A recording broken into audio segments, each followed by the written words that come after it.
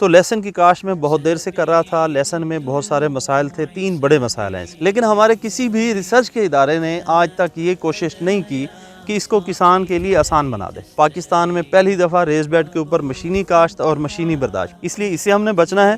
Quality fruit लेना है, quality bulb लेना है, और क्वालिटी बल्ब के लिए हमने इसको ग्रेड करना है। मैंने देखा सबसे बुनियादी चीज़ पाकिस्तान में काम करते हुए हमने उन चीज़ों पे काम करना है जो पाकिस्तान इंपोर्ट करता है। गवर्नमेंट कहती है जी कपास बनाएं ताकि बाहर जाए और हमें ज़र मुबादला मिले। मेरा बिल्कुल उससे मुख्तलिफ है व्यू कि जो चीज़ें हम पैसा बाहर भेज रहे हैं और अपने खाने के लिए मंगवा रहे हैं, पहले तो वो पूरी कर लें। और लहसुन एक वो चीज़ है जो हम रोज़ाना इस्तेमाल करते हैं और हम इसको इंपोर्ट करते हैं। 28 अरब का हम सालाना, इसको इस साल की फ़िक्र है, हम इंपोर्ट कर रहे हैं। तो लहसुन की काश्त में बहुत देर से कर रहा था। लहसुन में बहुत सारे मसाइल थे, 3 बड़े मसाइल हैं। सबसे पहली चीज़ कि लोगों के लिए इसका सीड महंगा होता है, सीड की ज़्यादा मिकदार लगती है। दूसरे नंबर इसको हाथ से लगाना, इसके नंबर ऑफ़ प्लांट अगर पूरे नहीं होंगे तो अच्छी एवरेज नहीं मिलेगी। नंबर ऑफ प्लांट पूरे करने, फिर उसके बाद इसकी गोडियाँ, फिर इसकी हार्वेस्टिंग। इस पे आलमोस्ट एक किसान का 70 से 80 हज़ार रुपये खर्च होता है, जिस वजह से किसान इसमें नहीं आ रहा जी। पर एकड़ होता था।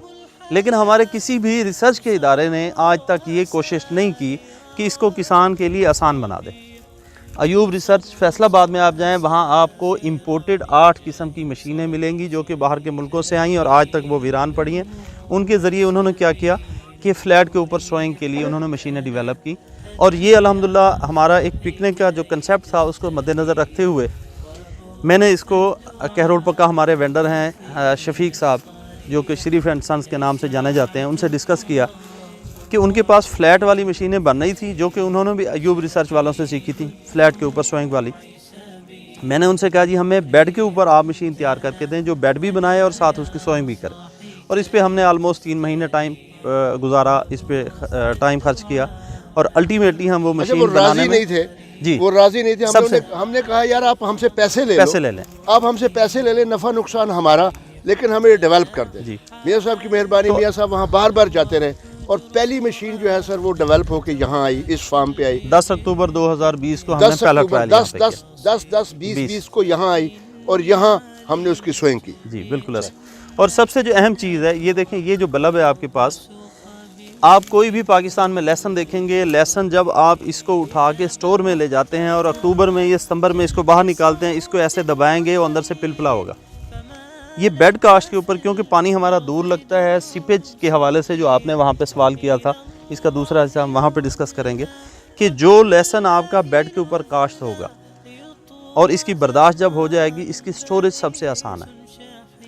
इसका सीड आपको क्वालिटी सीड मिलेगा, क्योंकि पानी जितना नज़दीक लगाएंगे लहसुन को, ये फूल तो जाएगा, इसका बल्ब हार्वेस्टिंग टाइम बड़ा बन जाएगा, लेकिन इसके अंदर जो हम कम्पैक्टनेस कहते हैं या मजबूती कहते हैं वो नहीं होगी, क्योंकि इसको पानी दूर से लगाया। आपने देखा है कि अंदर तक इसका पत्थर कितना पड़ा है। ये वो सिस्टम है मल्चिंग वाला, जब हमने मल्च कर दिया और इसको अंदर तक हमने मॉइस्चर दे दिया, तो लहसुन एक ऐसी चीज़ है जिसको बहुत ज़्यादा पानी नहीं चाहिए। हम इसको हमेशा पानी दे के मारते हैं, जिस वजह से ये हमारी अच्छी पैदावार नहीं देता।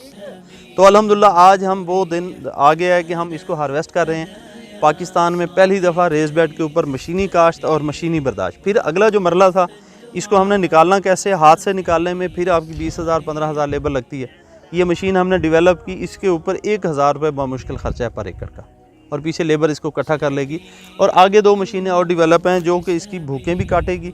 और दूसरी मशीन फिर इसकी जब तुरियाँ बनती हैं, इसको तोड़ा जाता है सीड के लिए, वो इसकी तुरियाँ भी बनाएगी और इसकी ग्रेडिंग भी करेगी, ब्रेक कर देगी। पिछली दफ़ा इसकी तुरियाँ बनाने का खर्चा हमें पता नहीं था। जब हमने इसको बल्ब को तोड़वा के तुरियाँ बनवाई तो जब मैंने कैलकुलेट किया तो 7 रुपये पर केजी हो रहा था। तो वो हमने इस दफ़ा उसको वो भी मिनिमाइज़ करके मशीन हमने अल्हम्दुलिल्लाह वो आ जाएगी। और अगर आपका 200 केजी लगता है 1 एकड़ पे, तो 7 रुपये के हिसाब से 14,000 सिर्फ वो खर्चा है। 4 गोडियों का खर्चा है, इसको लगाने का खर्चा है, हार्वेस्टिंग के बाद हार्वेस्टिंग का खर्चा है। फिर ये 4 मशीनें जो हमने डेवलप की हैं, अल्हम्दुलिल्लाह आपको सुन के हैरानगी होगी कि फ़ेसबुक के ऊपर हमारे जो वेंडर हैं उनका अकाउंट देख के सूडान से एक वहाँ से लोग आए हैं और उनका अभी ऑर्डर 8 मशीनें वो बनवा के कंटेनर में डाल के ले गए। ये आज 3 तारीख को उनकी शिपमेंट जा रही है। यानी पूरी दुनिया में हमारी इस मशीन ने जो है अपना एक जगह बनाई है, क्योंकि ये रेस बेड के ऊपर है, इसके ऊपर ख़र्चे नहीं हैं हमारे, इसके ऊपर खादें नहीं हैं, इसके ऊपर बीमारियां नहीं हैं, इसकी शेल्फ़ लाइफ अच्छी है। इसकी आप डेप्रिसिएशन देखिएगा, मैंने पिछले साल देखा है आम हमारा जो काश्तकार है जब वो लहसुन स्टोर करता है तो उसका 50% डैमेज हो जाता है वज़न। अगर बेहतरीन स्टोरेज है आपकी और आपका वज़न, इसका बल्ब डैमेज नहीं होता, आप उसको बेहतरीन क्योरिंग करते हैं, लेकिन आपका वज़न फिर भी 50% ख़त्म हो जाएगा टिल अक्टूबर। लेकिन इस बल्ब को आप तोल के रख लें, इसका सिर्फ 20 to 25%, अगर मौसमी हालात बहुत सख्त हो गए 20 से 25% इसका वज़न कम होगा। 20-25% हमने इसका वज़न बढ़ा लिया, 70-80 हज़ार वाले ख़र्चे हमने सिर्फ 10,000 में कर लिए। और सबसे आखिरी चीज़ कि इसका रेट आपको मार्केट में ये जब जाएगा रेट भी आपको 10 से 15% ज़्यादा मिलेगा। इसकी तुरी बिल्कुल सीधी थी, ये देखें इसका स्टम और बल्ब बिल्कुल सीधा है, अलाइन है बिल्कुल। इसकी जो तुरी थी ये लेटी हुई थी, ये ऐसा निकला है, लेकिन इसका बल्ब देखें इससे बेहतर, इससे बेहतर है, इससे भी बेहतर है, उसको सीधा भी हो गया। हमारे दोस्तों के बहुत सारे काश्तकारों के ये सवालात होते थे, जनाब ये लेट गया, ये तो उगेगा नहीं और ये तो बल्ब नहीं बनाएगा। ये आपके सामने, ये दोनों चीज़ें आपके सामने, ये देखें ये इस तरह है। क्यों इस तरह है कि इसकी तुरी जो है वो लेटी हुई थी। ये इसके नहीं जी, ये इसकी स्कैब है जी। कोई भी दुनिया का पौधा, इंसान, जानवर अपनी आने वाली नस्ल के लिए काम करता है। ये इसका बीज है जहाँ से इसने अगली नस्ल चलानी है। इसका ख्याल था जब हाँ इसका ख्याल था, पौधे का ये ख्याल था कि मेरी नस्ल वहाँ से बढ़नी जी। और इसकी जो इसका ख्याल है वो ठीक है, लेकिन ये इसका क्या है, हम इसको फ्रूट कहते हैं, इसका बल्ब कहते हैं, इससे इसकी नस्ल बढ़ाते हैं। बेसिकली ये इसका स्टोर बैंक है। कोई भी जो बल्ब होता है वो स्टोर बैंक होता है। आप देखें गाजर है, उसके नीचे गाजर स्टोर बैंक है, फूल उसका ऊपर होता है, बीज उसका जो अभी आप बात कर रहे थे ये भूल गया था, ये नहीं भूला था, हमने अपने मकसद के लिए इसको भुलवा दिया। इसको जब आप तोड़ देते हैं तो ये मैक्सिमम अपनी जो एनर्जी है उसमें यूटिलाइज करता है। तो और ये जो मैं बता, अगर ये नहीं टूटा, ये हमारी कोताही है। जी। अगर ये टूट जाता तो ये बल्ब और ज्यादा स्ट्रांग नहीं, उसमें वजह है ये जो वैरायटी है 756, ये अर्ली मैच्योरिंग वैरायटी है। इसका बल्ब निकलते निकलते ये मैच्योर हो जाता है। अभी जो हाँ जी, जो आपकी 756 है, ये गोल्डन फार्मी है, वो जल्दी बल्ब निकाल लेती है ऊपर स्कैब जो है। जहन में ये रखें कि स्कैब तकरीबन 35 टेम्परेचर जब प्लस होता है स्कैब उस वक्त ये निकालता है। 35 टेम्परेचर जब होता है तो ये मैच्योर हो चुका होता है, इसलिए ये इसकी मैक्सिमम ताकत ये खींच लेता है और इसको स्कैब निकालने का मौका नहीं मिलता। लेकिन जीवन में नहीं, जीवन में नहीं, उसको दे रहा है। ये अभी हम देसी को जीवन में मोहतात रहना है। हाँ, उसका लाजम, उसका हाँ, वो अगर नहीं निकालेंगे तो उसका नीचे बल्ब भी खराब हो जाएगा जीवन का, क्योंकि स्कैब निकल आता है 35 टेम्परेचर पे, बल्ब बना नहीं होता। अगर उसका स्कैब नहीं तोड़ेंगे तो फिर वो उसको खराब हो नीचे शिफ्ट करेगा। अच्छा, इसके अलावा जो हमारा गोल्डन फार्मी है, जो हमारा गुलाबी है, गुलाबी और गोल्डन फार्मी इस टेम्परेचर पे अभी मैच्योर हुए हैं और ये हफ्ता पहले मैच्योर हो गया था और आज हमारे दोस्तों की वजह से ये लेट हमने किया इसको, वरना इसकी हार्वेस्टिंग हफ्ता पहले हो जानी थी। गुलाबी और गोल्डन फार्मी ने मुकम्मल स्कैब निकाली है और उनकी हार्वेस्टिंग को अभी हफ्ता 10 दिन देर है। तो ये वैरायटी टू वैरायटी डिफ़र करता है। जो आपने कहा कि ये इसको हमारी ये कुताही नहीं है, ये इसकी कुताही है कि इसने स्कैब देर से निकाला, मौसम ने ऊपर से सख्ती की और ये वहीं पक गया।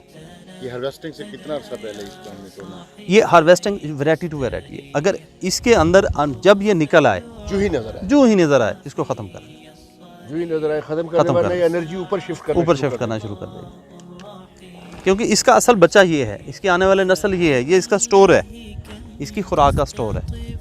अगर इसे हम मौका मज़ीद इसको टाइम मिल जाता, लंबे अरसे की सर्दी मिल जाती, ठंडा मौसम मिल जाता, तो ये यहाँ से फूल भी निकाल लेता। ये सब उस पर भी रोशनी डालना है कि अगर अच्छा मोटा बीज होगा तो उसकी जी, मैं उधर आता।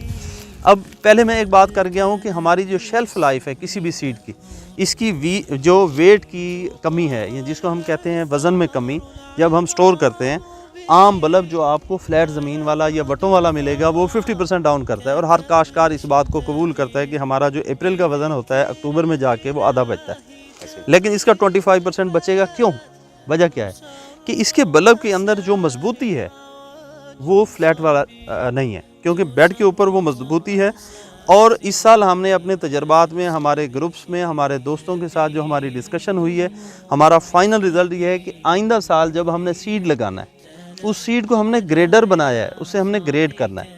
मोटी तुरी मोटा बल्ब, छोटी तुरी छोटा बल्ब। इसमें आपको छोटे बल्ब नज़र आएंगे क्योंकि ये रैंडम लगाया गया था और ये छोटा जो बल्ब है ये छोटी तुरी की वजह से। अगर ये देखें, अब इसको और इसको कैसे कंपेयर कर सकते हैं? इस पे हमारी लेबर उतनी लगी है, जगह हमने इसको उतनी दी है, इस पे अखराजात उतने हुए हैं, लेकिन अगर शुरू में आप टोटल 1 एकड़ के बीज को ग्रेड करेंगे, ये आपको अगर 5 मन निकलता है तो उसमें से ये छोटा बामुश्किल आपका 20-25 किलो निकलेगा, लेकिन ये आपकी एवरेज को 20-25% डाउन कर देता है। इसलिए इससे हमने बचना है। क्वालिटी फ्रूट लेना है, क्वालिटी बल्ब लेना है, और क्वालिटी बल्ब के लिए हमने इसको ग्रेड करना है। अच्छी एवरेज ये बेचने के ये बेचना है, बेच लें, ये खाने के लिए काम आएगा, सीड के लिए काम आएगा। और ये अगले साल आपका ये वाला बल्ब अभी यहाँ से 20% निकलना है, जब आप ग्रेड करके लगाएंगे ये बमुश्किल 5% निकलेगा। और डॉक्टर साहब ऐसा होता है जब इसको ब्रेक करेंगे ना तो इसमें जो क्लॉज निकलेंगी उसमें छोटी क्लॉज भी होती है, छोटी भी होंगी, छोटी क्लॉज हमने सेपरेट कर देनी, वो अलग करके और उसमें उसको आप मार्केट में सेल कर दें।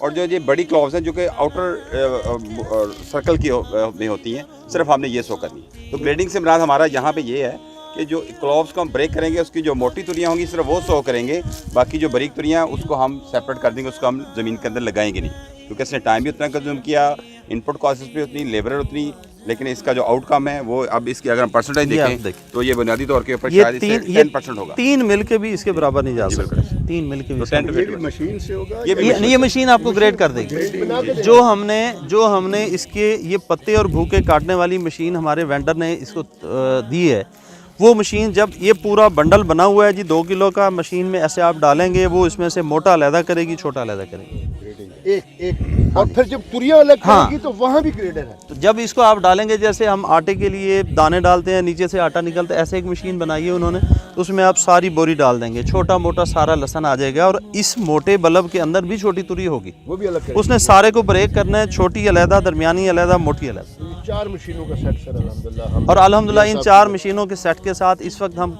गार्लिक की काश में मुकम्मल इसको मैकेनिकल बनाने में कामयाब हो गए हैं, और इंशाल्लाह मैं एशिया में तो मेरे ख्याल सर हम अल्हम्दुलिल्लाह एशिया में तो अल्हम्दुलिल्लाह हम हो गया, सूडान तक हमारी मशीन ही जा रही है, यूरोपियन कंट्रीज को तो हम, और इंशाल्लाह मैं बड़े वसूख से कहता हूँ कि आने वाले 2 साल में पाकिस्तान लहसुन की काश में खुद कफील नहीं होगा, बल्कि इसको एक्सपोर्ट करेगा इंशाल्लाह।